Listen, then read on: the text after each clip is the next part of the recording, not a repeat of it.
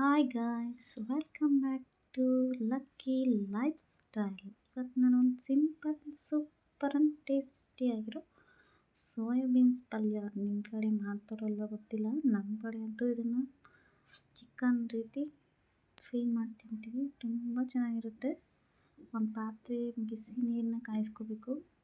ಲೈಟಾಗಿ ಬಿಸಿಯಾಗಿರಬೇಕು. ಅದನ್ನು ನೀರಲ್ಲಿ ಬೇಯಿಸಿರೋ ನೀರು ಕಾಯಿಸ್ಕೊಂಡು ಇದು ಸೋಯಾಬೀನ್ನ ನಾನು ಆಲ್ಮೋಸ್ಟು 250 ಗ್ರಾಮ್ ತೊಗೊಂಡಿದ್ದೀನಿ. ಅದನ್ನು ನೀರಲ್ಲಿ ಬಿಸಿ ನೀರಲ್ಲಿ ಹಾಕಿ ನೆನೆಯಕ್ಕೆ ಬಿಟ್ಬಿಟ್ಟೆ. ನೆಕ್ಸ್ಟು ಸ್ಟವ್ ಹಚ್ಚಿ ಕಡಾಯಿ ಇಟ್ಟು ಅದಕ್ಕೆ ಆಯಿಲ್ ಹಾಕ್ತಿದ್ದೀನಿ. ಒಂದು 5 ಸ್ಪೂನ್ ಹಾಕಬೇಕು ಆಯಿಲು, ಯಾಕಂದರೆ ಆಯಿಲ್ ಜಾಸ್ತಿ ಇರಬೇಕು ಇದಕ್ಕೆ. 5 ಸ್ಪೂನು ಆಯಿಲ್ ಹಾಕಿ ಅದು ಸ್ವಲ್ಪ ಬಿಸಿ ಆದ ನಂತರ ಸಾಸಿವೆ, ಜೀರಿಗೆ, ಕರಿಬೇವು ಹಾಕಬೇಕು. ಇವಾಗ ಹಾಕಿ ಮಾಡ್ತಿದ್ದೀನಿ.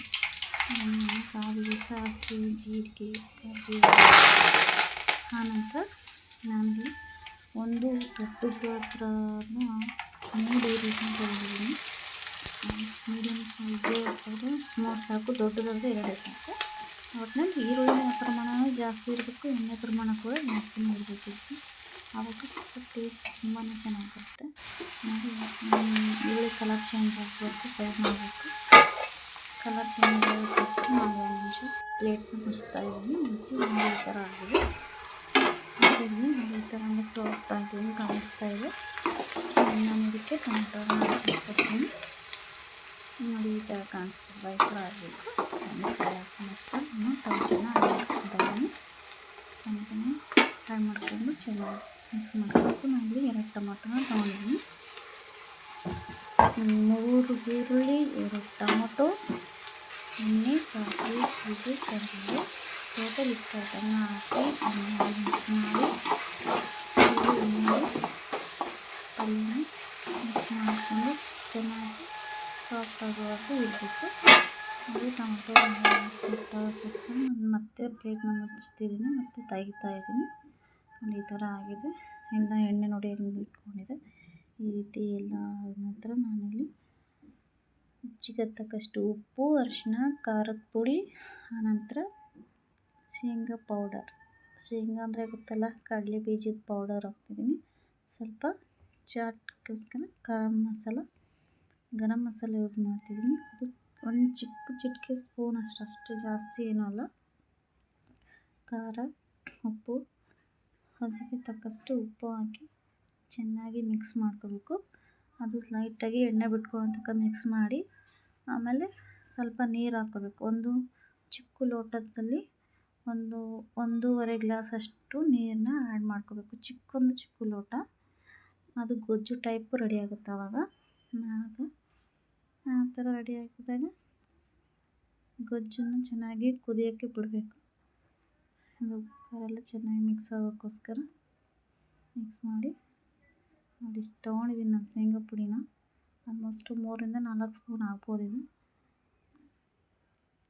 ಎಲ್ಲನೂ ಮಿಕ್ಸ್ ಮಾಡಿಕೊಂಡು ನೀರೆಲ್ಲ ಬೆರೆಸಿ ಚೆನ್ನಾಗಿ ಮಿಕ್ಸ್ ಮಾಡಿ ಗೊಜ್ಜು ಟೈಪ್ ರೆಡಿ ಮಾಡಿ ಆಮೇಲೆ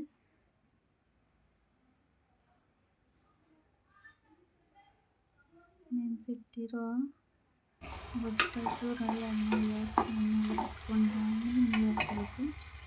ನೀರು ಆನ್ ಮಾಡಿಕೊಂಡು ಕುದಿಸ್ಕೋಬೇಕು. ಚೆನ್ನಾಗಿ ಮಿಕ್ಸ್ ಮಾಡಿ ಚೆನ್ನಾಗಿ ಕುದಿದು ಅನ್ನೋ ಟೈಮಲ್ಲಿ ನಾನು ನೆನೆಸಿಟ್ಟಿದ್ದನ್ನು ಸೋಯಾಬೀನ್ನ ಆ್ಯಡ್ ಮಾಡ್ಕೊತಿದ್ದೀನಿ. ನೋಡಿ ಕೊತ್ತಂಬರಿ ಸೊಪ್ಪು ಕೂಡ ಹಾಕಬೇಕು. ನಾನು ಅಲ್ಲಿ ಹೇಳೋದು ಮರ್ತೋದೆ, ಇಲ್ಲಿ ಹೇಳ್ತಿದ್ದೀನಿ ನೋಡಿ. ಈಗ ಕೊತ್ತಂಬರಿ ಸೊಪ್ಪು ಕೂಡ ಇಲ್ಲೇ ಹಾಕಿ ಬೇಯಿಸ್ಬೇಕು. ಮೇಲ್ಮೇಲೆ ಹಾಕಿದ್ರೆ ಅದೇನಾಗುತ್ತೆ ಗೊತ್ತಾ, ಪಲ್ಯದಲ್ಲಿ ಹಾಗೆ ಸಿಗುತ್ತೆ, ಕಸಿ ಆಗುತ್ತೆ. ಅದಕ್ಕೆ ಪಲ್ಯ ಗೊಜ್ಜಲ್ಲೇ ಹಾಕಿದ್ರೆ ಅದ್ರ ಜೊತೆಗೆ ಅದನ್ನು ಬೆರೆತೋಗುತ್ತೆ. ನೋಡಿ ಈ ಥರ ಕುದಿ ಬಂದಿದೆ.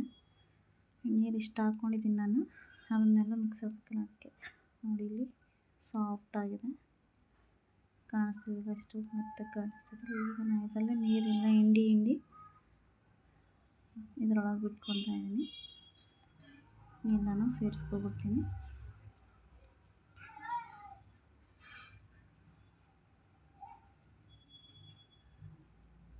ಎಲ್ಲನೂ ಹಾಕೋಬೇಕು. ಅದನ್ನು ಫುಲ್ಲು ಹಾಕಿ ನೀರಿನ ಅಂಶ ಎಲ್ಲ ಅಲ್ಲಿ ಹಿಂಡಿ ಮಿಕ್ಕಿದ ಹಾಕ್ಕೊಂಡು ನೋಡಿ ಹಾಕಿದ ತಕ್ಷಣ ಈ ಥರ ಉಪ್ಪು ಬಂದಿರುತ್ತಲ್ವ ಫುಲ್ ಕಡಾಯಿ ಫುಲ್ಲು ಅನಿಸುತ್ತೆ.